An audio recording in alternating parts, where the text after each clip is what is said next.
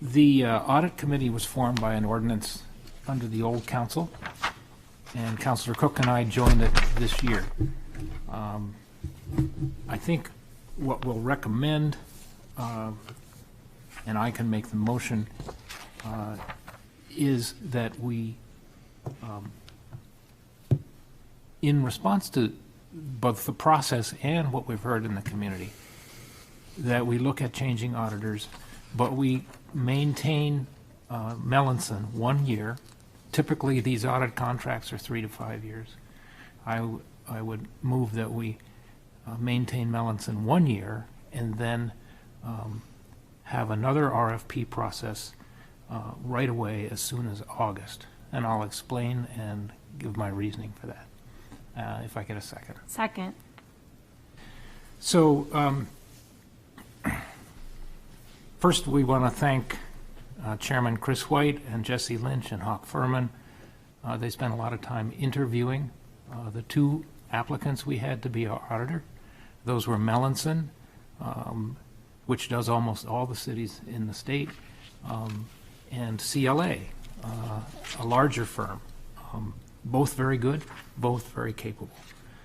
This was the maiden run for an audit committee that was created by the old council. And unfortunately, we had some miscues, and that's the reason for our interim recommendation of 1 year. Under the old council, the audit committee was very clear that they wanted to separate the audit from another process called the non-attest services. And the non-attest services are, we get an outside firm to convert our accounting from cash to accrual, is really all it is.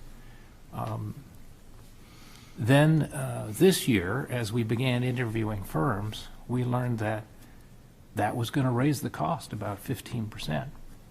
And we also learned that it's very common and common practice with proper safeguards to have the same firm do the non-attest and the audit. But the RFP from last year was only for the audit. So in this process, we had to go back to the two bidders, and we had to ask them to what price they would give us if they did both services. None of that was part of the RFP and therefore not in writing.